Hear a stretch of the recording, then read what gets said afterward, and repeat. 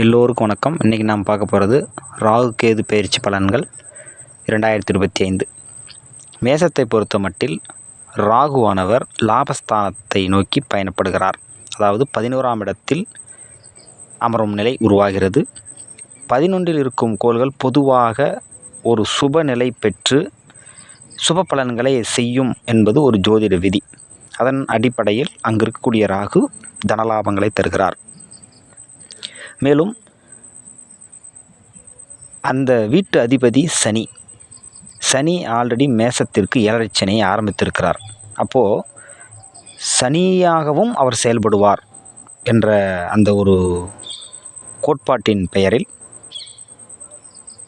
வீடு கட்டுவது, வீட்டு மனை வாங்குவது, ஆபரணங்கள் சேர்ப்பது, வாகன சேர்க்கை இவையெல்லாம் தருவார். ஆனால் இவையெல்லாம் கடனால் நடக்கும். கடன் வாங்கி தான் இதையெல்லாம் செய்யக்கூடிய நிலைகளையும் தந்து அந்த கடனை கட்டும்போது சில அவதியான நிலைகளையும் தருவார். இவ்வாறாக ராகு மேசத்திற்கு பலன்களை தருகிறார். கேதுவானவர் 5ஆம் இடத்தில் அமர்கிறார். அது புத்திரஸ்தானம். புது தம்பதியரிடையே அந்த கருத்தரிப்பதில் பிரச்சனை உண்டாகும். சில நேரங்களில் கருச்சிதைவு உண்டாகும்.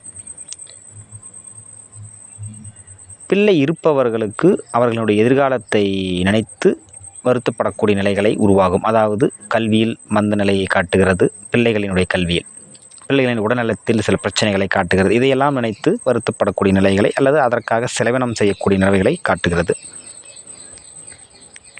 இதையெல்லாம் கடந்து ஒரு பக்தி நிலையை தருகிறார். ஆன்மீக பயணத்தை மேற்கொள்ளக்கூடிய வாய்ப்புகளை கேது மேசத்திற்கு தருகிறார்.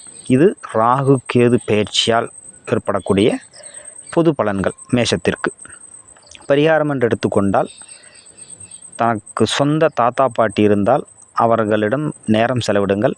அவர்களுக்கு தேவைகளை பூர்த்தி செய்யுங்கள். அவர்களிடம் அன்பாக நடந்து கொள்ளுங்கள். அவர்களுடைய ஆசி ராகு கேது பெயர்ச்சியினுடைய தாக்கத்தை தடுக்கும். நன்றி.